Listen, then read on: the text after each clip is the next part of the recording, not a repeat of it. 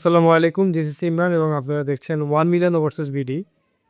So so আশা করি সবাই ভালো আছেন। কে কোথা থেকে দেখছেন ভিডিওটি সবাই লাইক, কমেন্ট, শেয়ার করবেন। তো কালকে অনেক ভাই আমার বাসায় আসছিলেন, মানে আমার অফিসে আসছিলেন। বলছেন যে হচ্ছে ওই ভিয়েতনামের ভিসার জন্য আরকি। আপনারা অনেকে হচ্ছে যারা আসছিলেন তারা মিডল ইস্টে আপনারা অনেক চেষ্টা করছেন, হয় নাই। তো ভিয়েতনামের ভিসার জন্য আসছিলেন। আমি তাদের বলছিলাম যে ভাই হ্যাঁ, ইনশাআল্লাহ ভিসা করে দিতে পারবো, সমস্যা নাই। কিন্তু আমি যে কয়টা কাজ করছিলাম কিন্তু অল্প কাজ করি এবং যেই কাজগুলো করি ওগুলো অথেন্টিক কাজ করি। ৳২ বেশি হইলেও কাজটা অথেন্টিক থাকে। তো ভিয়েতনামের যে কাজগুলো আমার কাছে আছে সেটা হচ্ছে সুইং অপারেটর আর হচ্ছে আপনার উডেন ফ্যাক্টরি। উডেন ফ্যাক্টরিতে কাজ হচ্ছে এই যে আপনার যে চেয়ার টেবিল তৈরি করা, ক্যাশ টেবিল তৈরি করা, হ্যাঁ? এবং অন্যান্য যে ছোটখাটো ফার্নিচারগুলো আছে এগুলো তৈরি করা। উডেন ফ্যাক্টরির কাজগুলো আপনারা ভিডিও সার্চ দিয়ে দেখবেন যে বাইরের দেশে উডেন ফ্যাক্টরিতে মানে কাঠের ফ্যাক্টরিতে কাজগুলো কিভাবে হয়। এগুলো পার্টেক্সের কাজ হয়। আর সুইং এর কাজ তো এটা যারা গার্মেন্টসে বাংলাদেশে কাজ করে না, তবে এটাও হচ্ছে আপনার ইউটিউবে সার্চ দিয়ে দেখবেন যে কাজগুলো কিভাবে হয়। সুইং এর কাজটা জানলে কি হবে আপনার মানে একটা স্কিল আছে আর স্কিল থাকাটা বাঞ্ছনীয়। এটা আপনার জন্যই ভালো একটা মনে করেন অর্থ এবং সম্মান দুইটাই বয়ে আনবে। এই কারণে হচ্ছে আপনার যারা সুইং অপারেটর আছেন তারাও কাজের জন্য জমা দিতে পারবে। তবে যারা আসছিলেন আমি তাদের না করে দিয়েছি এই কারণে ওই কালকে ওই সময় পর্যন্ত আমার হাতে কোনো কোটা ছিল না। কোটা ছিল না। আর সত্যি কথা বলতে আমার একটা কোটা ছিল কিন্তু মানুষ ২-৩ জন। সমস্যা হচ্ছে এইটা আরকি। মানে আমার কাছে কোটা তো আর ওইখানে কোটা সিস্টেম কিছু না, মানে আমার কাছে একটা ভ্যাকেন্সি ছিল। আমার কাছে একটা ভ্যাকেন্সি ছিল। এই কারণে আমি তাদেরকে না করে নিছি। আমি ভীষণভাবে দুঃখিত। আপনারা চাইলে জমা দিতে পারেন তবে সামনের সপ্তাহে। তো জমা দিতে কি জমা দিবেন আপনারা? অবশ্যই যে পাসপোর্ট জমা দিবেন সেটা ই-পাসপোর্ট হইলে ভালো, এমআরপি হইলে সমস্যা নাই। কিন্তু মেয়াদ থাকতে হবে ২ বছর। তারপরে হচ্ছে ছবি দিবেন আপনারা। ছবি দিবেন, ৮ কপি ছবি দিবেন, হোয়াইট ব্যাকগ্রাউন্ডের ছবি দিবেন। সুন্দর শার্ট-টার্ট পইরা যারা ক্লিন শেভ করেন ক্লিন শেভ করবেন, যারা দাড়ি আছে পরিপাটি করে সুন্দর কইরা হচ্ছে আপনি ছবিটা দিবেন। তারপরে হচ্ছে এনআইডি কার্ড, যাদের এনআইডি কার্ড আছে এনআইডি কার্ড অবশ্যই দিতে হবে। এই। তারপরে হচ্ছে আপনার পুলিশ ক্লিয়ারেন্স আর মেডিকেলটা আমরা হচ্ছে পরে যখন আমাদের দেখা যায় ৩-৪ জন হলো তখন একসাথে মেডিকেলটা করাই নিই। তো এটা গামকা মেডিকেলের মতো অনেক খরচ হয় না। যেই খরচটা হয় এটা আমি বইলা দিব। ওই খরচটা হচ্ছে আপনাদের নিজেদের। আর পুলিশ ক্লিয়ারেন্স অবশ্যই লাগে। পুলিশ ক্লিয়ারেন্স ছাড়া যদি আপনি অন্য কোনো ভিসায় যান, তখনই আপনি একটা খটকা বুঝবেন যে তারা পুলিশ ক্লিয়ারেন্স চাইতেছে না। তার মানে কি? তারা এখানে যাওয়ার পর হয়তো আপনার টিআরসি কইরা দিবে না। ওয়ার্ক পারমিট আপনার জন্য ইস্যু করবে না। কিন্তু আমার কাছে এই জিনিস ২ টা আপনি ভালো ফ্যাসিলিটিস পাবেন। টিআরসি পাবেন ২ বছরে, এখানে যাওয়ার পর ওয়ার্ক পারমিটও পাবেন। এই জিনিসটা কেন দেয় না সেটা আপনারা এখানে গেলেই বুঝবেন। তো যাদের যাওয়ার ইচ্ছা আছে, যারা হচ্ছে সঠিক একটা পথে ডকুমেন্ট জমা দিয়ে প্রসেস করতে চান ফাইল, আমি আপনাদের প্রসেস করে দিতে পারবো ইনশাআল্লাহ, কোনো সমস্যা নেই। কিন্তু খুব খুব কম ভাই, ফিউ। সর্বোচ্চ আমি ৬ জন নিবো, হ্যাঁ? ৬ জন যারা আছেন, যারা সুইংয়ের কাজ জানেন এবং যারা কাঠের ফ্যাক্টরিতে কাজ করতে পারবেন তারাই হচ্ছে আমার সাথে যোগাযোগ করবেন। দ্রুত লাগবে ভাই, কোটা শেষ হয়ে গেলে আবারও কিন্তু ফিরে যেতে হবে আমার অফিসে আসলে। আর যারা ফেরত গেছেন তারা তো আজকে আমার ভিডিওটা দেখবেন। তারা আবার দ্রুত আইসেন, হ্যাঁ? আইসা আগে অন্ততপক্ষে হচ্ছে ডকুমেন্টস এবং অ্যামাউন্ট জমা দেন। পুলিশ ক্লিয়ারেন্সটা করতে যে কদিন সময় লাগে, ওই পুলিশ ক্লিয়ারেন্স করার যেই সময়টা লাগে, ওই সময়টা আবার আমার এই সময়ের মধ্যে আপনারা ধরবেন না। কারণ আপনাদের ভিয়েতনাম যাইতে সময় লাগবে ৪.৫ মাস সব মিলায়া। ৪.৫ মাস লাগবে ম্যান পাওয়ার, ট্যান পাওয়ার, ফ্লাইট করতে। তো সেই সময়টা আপনি এই যে ক্লিয়ারেন্স করতে গিয়ে ১০ দিন ২০ দিন নষ্ট হয়ে যাবে। ওই সময়টা আমার এই সময়ের সাথে যোগ করবেন না দয়া করে। আপনার ওইটা বাদে, ওইটা দেওয়ার পর থেকে পুরোপুরি ফুলফিল কাজটা শুরু হবে। আমার এই আপনার ডকুমেন্টসগুলো নেওয়া আর অর্থ নেওয়ার মানে এইটাই, তাদেরকে পেড করা এবং তাদের আপনার ডকুমেন্টসগুলো না দিলে সে কীভাবে বুঝবে যে আপনি যাবেন?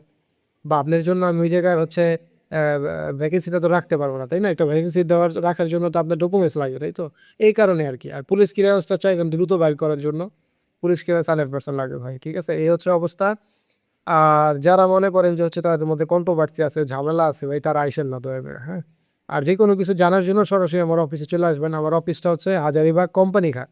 কোম্পানি ঘাট আইসলে ফোন দিলে আমি বইলা দিব কিভাবে আসতে হবে ইনশাআল্লাহ, কোনো সমস্যা নাই।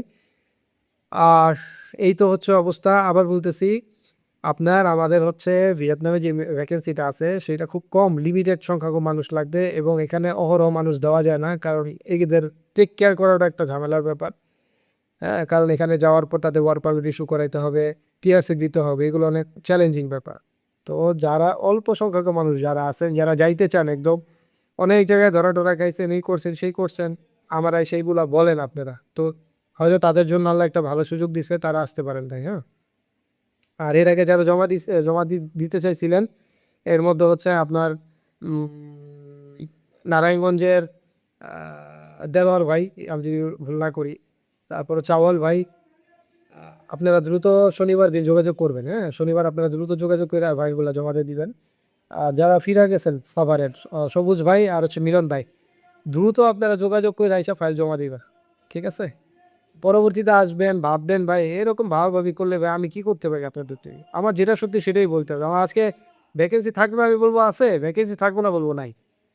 তো ভাই আপনারা এটা বুঝেন, জানেন। আর না বুঝলে আমার অফিসে আসেন, আপনাদের বাইরের সম্বন্ধে আমি আগে বুঝাই, তারপরে বাইরের রাস্তায় হাঁটবেন। কথা ঠিক আছে? তো ডিউটি হচ্ছে 8 ঘন্টা থাকে, 1 ঘন্টা ব্রেক টাইম, 9 ঘন্টা। আর এখানে বেশিরভাগ সময় আপনার ওভারটাইম থাকে। ওই ওভারটাইমটা যদি আপনি করেন, ওই ওভারটাইমের টাকাটা হচ্ছে আপনার বাড়তি যোগ হবে। তার মানে 12 ঘন্টা ডিউটি টাইম হবে।